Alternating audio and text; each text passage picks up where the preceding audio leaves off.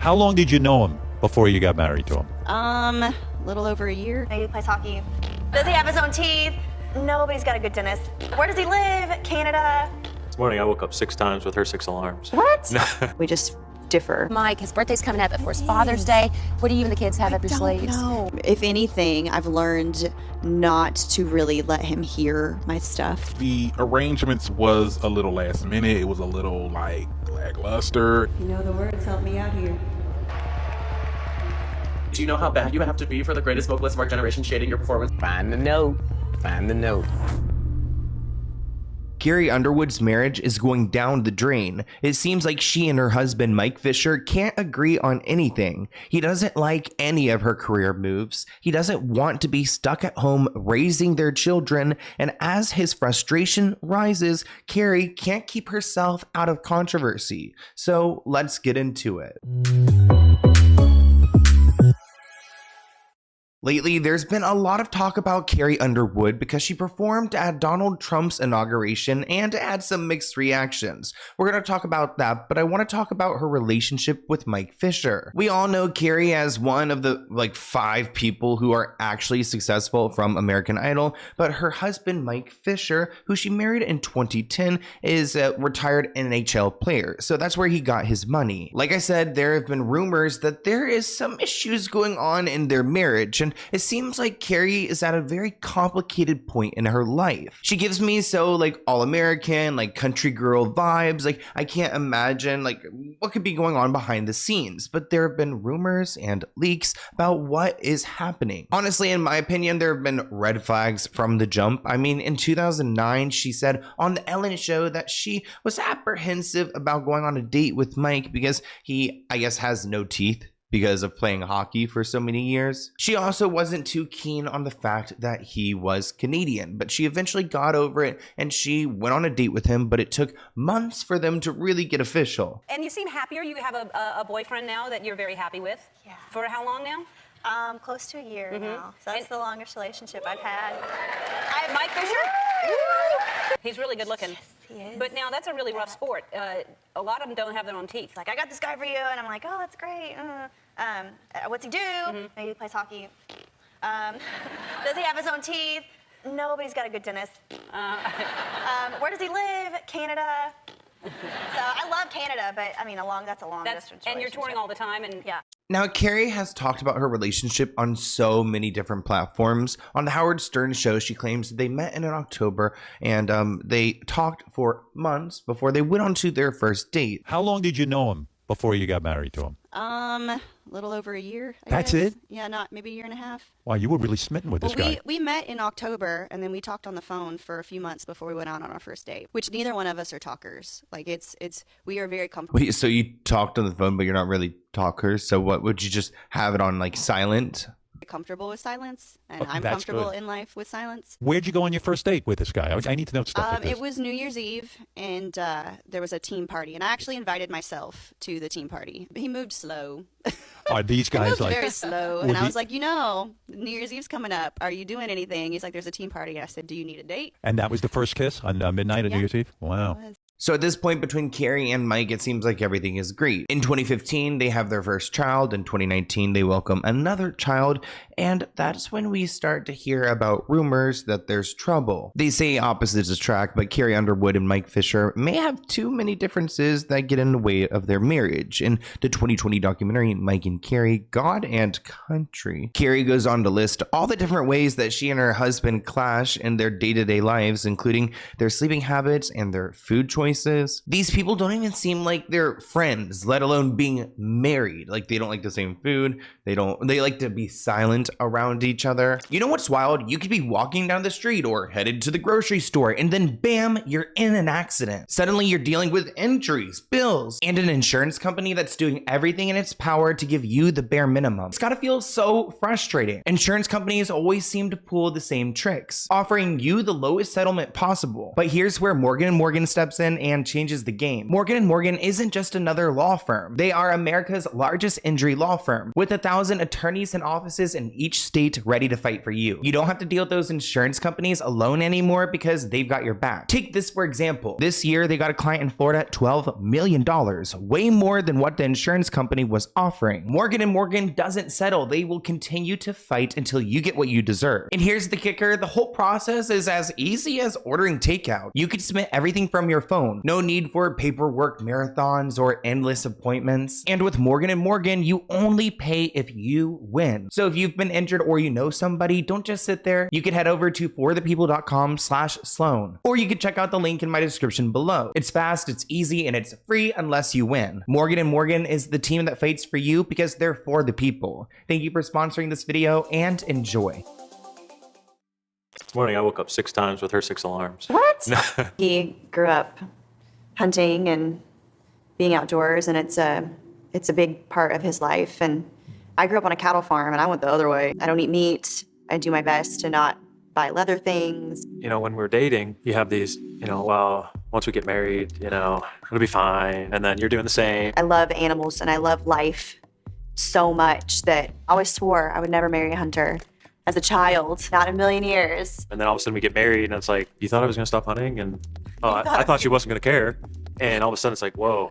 It's like, maybe you should have figured out those things before you got married, especially because they got married like what, a year into the relationship. Like, I love my man, like, we've been together for a year, but yeah, you're not ready for marriage at that point. I think you need at least like a year and a half, 2.5 years. Not me being like, oh, a year and a half, like manifesting for myself, but differ. So Mike thought their dissimilarities would dissolve after they got married, but unsurprisingly, their preference remained fully intact. It also seems like Carrie is like a homebody while Mike likes to go out, which that's pretty difficult if you have people that do not have the same interests. I mean, let alone they're not eating the same food, so they're not cooking for each other with each other. Carrie said, we don't need to go out all the time. So I pull him back a little bit and he's like, we need to go somewhere sometimes, which I consider myself a homebody, but like I'll go out like, I went out yesterday night for like 2 hours, the other night like a few more hours, and now I'm like, I'll be home for the next like 4 to 6 days. You will not see me. Mike would literally ask Carrie, can we please interact with other people? Which that's actually what I find important. Like when I go to the gym every day, I interact with people and stuff, but like, going out, I can't. Carrie admitted in 2013 interview with Mary Claire, she gets nervous in crowds. She joked, my husband calls me the queen of awkward moments. Anything can be made awkward, and it will be made awkward. Keep in mind, she did win a singing competition and actually became a star. So I don't know, she's not really, it's not like she was prepared for stardom and to go out like this, and maybe she needs a little bit of like therapy to figure out how she can function being Carrie Underwood in this world. Speaking of American Idol, Katy Perry was no longer a judge, and Carrie Underwood decided to step in. This was for season 23, and Mike was not supportive of Carrie going back. This article reads, not everyone thinks that Carrie will be a great replacement for Katy Perry, including her own husband. Quote, Carrie is desperate to prove that she will not only thrive, but she can also bring in ratings. He's a little concerned that she may perform poorly under pressure. Which, could you imagine your husband like publicly saying this, or having a minion go to the media to say, oh yeah, like I don't know if she will really be able to handle the pressure. I mean, whether you think that or not, don't go and publicly say it. It just shows that he's just not supportive of her, and I would be mad if I was Carrie. The source claimed that Mike didn't want his wife to join American Idol, but she was hungry for the $25 million paycheck. Quote, Mike is worried that Carrie won't be able to balance her life commuting between Tennessee and LA. It's a huge adjustment, more than her residency in Las Vegas, which they never saw eye to eye on either. Now, another source claims that Carrie believes that things are going to be fine between her and Mike while she's filming American Idol, but their friends are reportedly concerned about their marriage. Long distance is always challenging, but Carrie says their faith in marriage and in God is stronger than anything. She wishes people would stop worrying. Now, one thing that's bizarre about their relationship is they don't really acknowledge each other that often. I mean, when you see the Kardashians post a birthday post for each one of their like 150 family members, you would think that they would post like at least something for each other, like an anniversary post post. This report reads, many celebrities make an effort to give their significant others some love on special occasions, but Carrie and Mike have been suspiciously quiet as of late. In July 2021, Mike celebrated his wedding anniversary with Carrie by posting a throwback picture of them together, writing, "Happy anniversary, Carrie. It's hard to believe that this was 11 years ago today. Here's to many more with the best partner I could imagine." Since then, we haven't seen any kind of anniversary posts, but I did find this clip of Carrie doing an interview, and it's interesting when they ask her, like, hey, what are you gonna do, for your husband for Father's Day? Like, what's the plan? And she just really, it's like the last thing she would think about. She definitely wasn't prepared for that. Mike, his birthday's coming up, of course, Father's Day. What do you and the kids have up your sleeves? No. Carrie. I don't know. Let's brainstorm, girlfriend. I know. What would he like today for the day? Well, so we rarely have date nights, and it's all my fault because I'm like, man, then I'm gonna have to put on like something cute, like jeans or something, and I don't want to. And also I would rather just make dinner for the family and us eat there. So I'm probably just gonna take him out for a date night, which it's rare. I know we should do it more often, but busy parents. Yeah. Now, another disagreement that we've learned about publicly was their choice of children. Carrie Underwood and Mike Fisher have 2 young kids, and word on the street is that the hockey player wants to expand their family while Carrie does not. A source revealed that after Carrie has had 3 miscarriages, which breaks my heart. I mean, what a strong woman. She's done trying to have more kids and wants to put her energy into raising her boys. The insider also shared that she doesn't want to explore IVF or surrogacy, adding she doesn't want to put all of her energy and time into making it happen. She just wants to appreciate what they have and to be thankful for it. Carrie told Redbook in 2018 that the chance of having more kids passed by her age. She's 35, and she kind of missed her chance to have that big family, she says. They've talked about adoption and about doing it when our children are a little bit older, but in the meantime, we're lucky to be part of an organization that helps kids. So clearly she just doesn't want any more children. She's over it. I mean, 2 is a lot to handle. And their disagreements, they run deep. I mean, we talked about how he did not want her to go on to American Idol, and it's probably because of what happened in 2021, because she had a Las Vegas residency, and a source said that Mike was not happy. Quote, "It's like Carrie's living a nightmare at home because they've been arguing so much. She thinks he's jealous and controlling, and he accuses her of being too Hollywood and putting work first." Which you have to remember, he is a retired NHL player. I'm sure he's not as wealthy as Carrie Underwood is. She's bringing in a lot of money, and I don't know. I mean, maybe it's her money, and she has the right to go and do that. Like, go and do your work. I can't believe he's shaming her for this, but I feel like he's a little bit threatened by that, and kind of like he feels demasculated, which is just, pathetic. It just toxic masculinity. Carrie also had a tour in 2022, Denim and Rhinestones, and it was another issue for Mike. He claims he was forced to stay at home and take care of their 2 kids instead of focusing on his own career. Quote, "Mike gets a lot of offers to go in for coaching, but when he brings it up to Carrie, she says absolutely not. Probably because, he won't be making as much, but he also probably wants to go and live a life." She reminds him of when he was playing, traveling all over North America, and how they barely saw each other. A source says that if they don't come to an agreement about their busy schedules, that there's a prediction their relationship will fail. Here's a little bit of Carrie talking about her relationship with Mike. What was his perception coming into the music world? What was he most shocked about? I think he's been really great and going with the flow. This is all our relationship has ever known. If anything, I've learned not to really let him hear my stuff, like while I'm writing it or while I'm recording it. He really only hears the album kind of when it's done. And he critiques. Yeah, he'll tell me what he thinks about it, and I love my husband, and I do care what he thinks. Right. But when it comes to music, I'd be like, this is like me telling you how to play hockey. Like, you'd be like, okay, You're like, it's a work in progress. I'm like, let mama handle this. Carrie likes to act like she knows what she's doing. But geez, I mean, I do watch the inauguration performances because we've had Lady Gaga over the years, Beyonce, notable people. This year was rough. And of course, I think Carrie is an incredibly talented singer. I mean, I dug my key into the side of that something, 4-wheel drive. You know that one. But she feels disrespected. Carrie, she feels like she didn't get the praise like Beyonce and Lady Gaga did for their performances. Was it Lady Gaga that performed for Trump? Or no, I think it was for Joe Biden.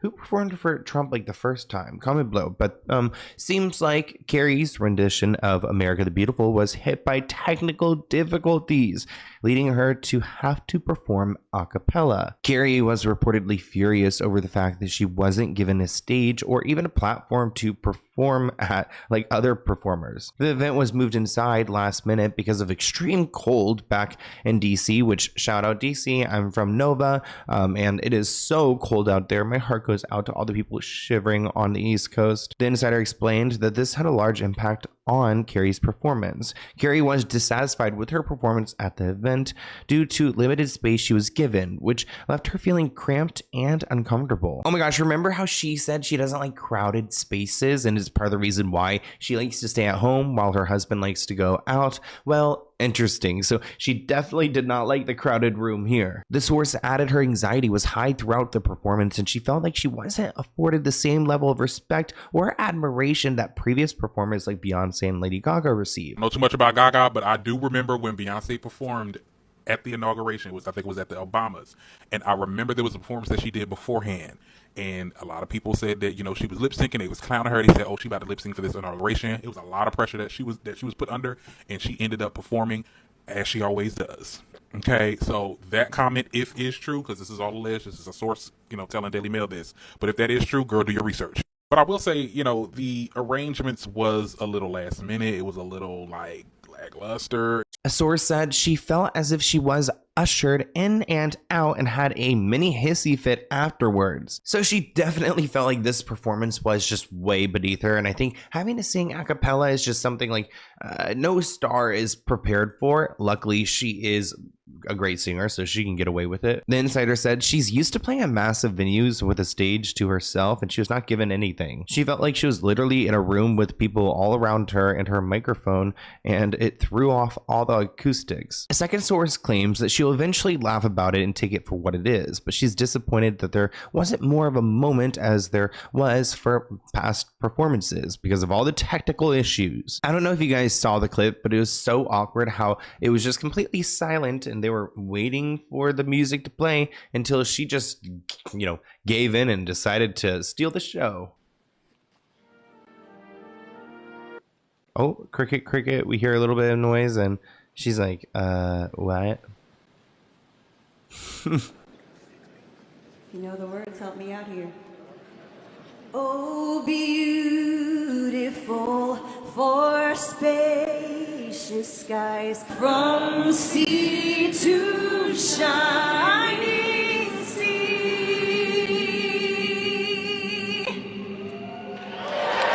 Oh, it's kind of cute that like everyone in the room was singing together though, especially with like how politics are nowadays. Woo. Comment below, which team are you on? Let's see how everyone in the comments politically align or whatever.